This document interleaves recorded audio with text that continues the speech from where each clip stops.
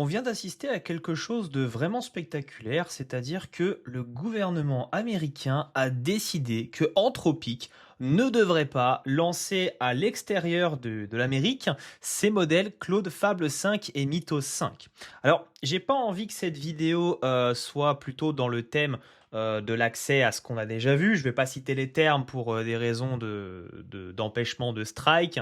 Donc, ce qu'il faut bien noter, c'est que quand même les États-Unis avait quand même supprimé de tout ce qui était, voilà, vous savez très bien, Anthropic, hein, pour se rapprocher du côté de OpenAI. J'ai rien contre OpenAI, mais c'est quand même assez spectaculaire de se dire qu'aujourd'hui, Anthropic doit supprimer l'accès à Fable 5 et Mythos 5. Donc, personnellement, nous, les particuliers, on avait accès à Fable 5, qui est une version un petit peu plus réduite, hein, au final de Mythos, mais quand même assez puissante. Vous avez pu le voir dans les précédentes vidéos que je vous ai montrées.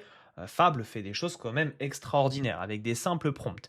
Et ce que je trouve drôle, c'est qu'ils ont eux-mêmes dit quelques mois auparavant, on ne veut plus de vous pour des raisons, ce qui se passe à l'étranger, tandis que là, au final, c'est un petit peu craché dans la soupe. Voilà, on dit sécurité nationale. En quoi c'est un problème pour la sécurité nationale?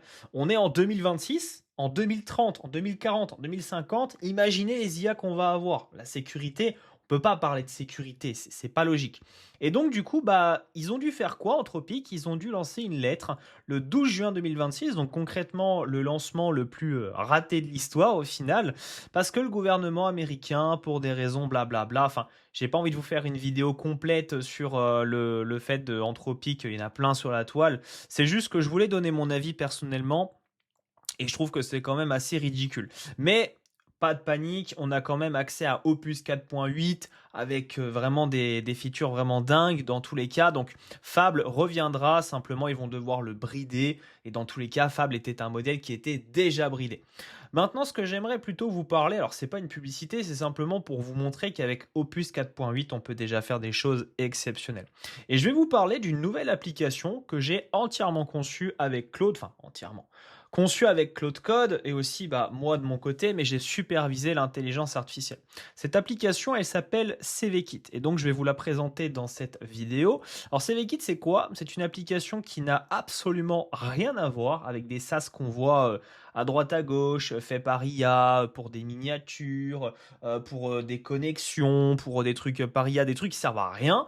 Et bien là, ici, j'ai fait une application qui s'adresse à des millions de personnes au travers de tous les pays. C'est-à-dire, CVKit, c'est une application où on va pouvoir permettre de créer un CV. Et donc, sur cette plateforme-là, un CV devient extrêmement simple à faire. Donc, elle est vraiment en bêta. Pour l'instant, il y a plusieurs templates disponibles, ainsi qu'un Linktree, qui sera disponible également pour les utilisateurs pro.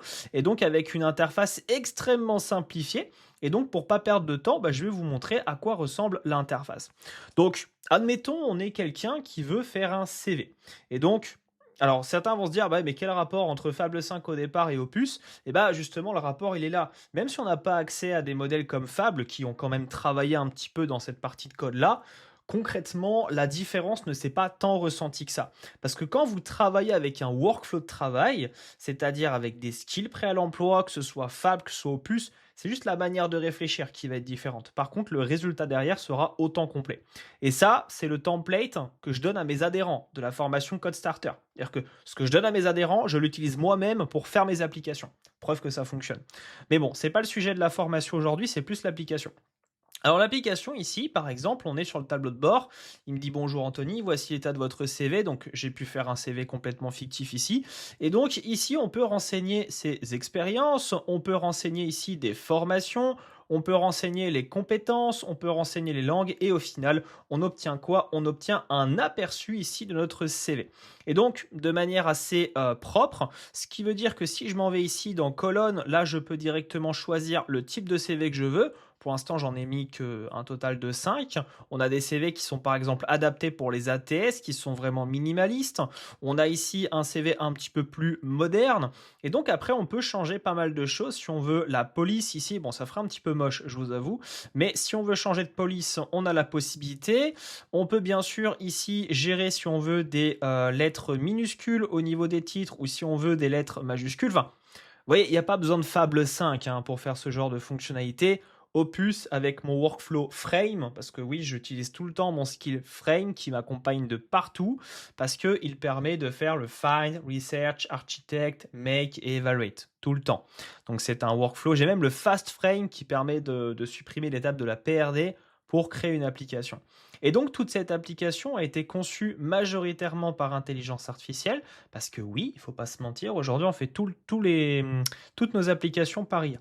Et donc qu'est-ce qu'on a de plus par rapport à cette application? Alors, non seulement on peut télécharger en PDF notre CV de manière illimitée sans problème, et pour les utilisateurs pro, on a même ici, alors oui, je vais enregistrer les modifications, on peut accéder à ce qu'on s'appelle un Linktree. Et donc là, alors oui, j'ai pas accès sur ce compte, je vais aller me mettre en utilisateur pro, comme ça je vais pouvoir. Ah non, je suis déjà en utilisateur pro, c'est ce que j'avais pas mis de pseudo. On va faire hop, enregistrer, voilà, tac, et puis là, on va enregistrer la visibilité, profil recherche à propos, compétences, on va les remonter un petit peu. Donc on a aussi la possibilité de régler en fait le mode d'affichage, si on veut les différents éléments dans un certain ordre. Donc profil, recherche à propos, compétences, blablabla. Ok, ça c'est pas mal. On va rester dans cet ordre-là. On va faire enregistrer et je vais m'en aller dans mon Linktree. Donc, au-delà de la personne qui veut un CV, eh bien peut-être qu'elle a aussi envie de partager un Linktree qui est donc référençable, hein. D'ailleurs, on peut le trouver sur Internet. Si on fait une recherche, c'est même atteignable jusqu'au crawler.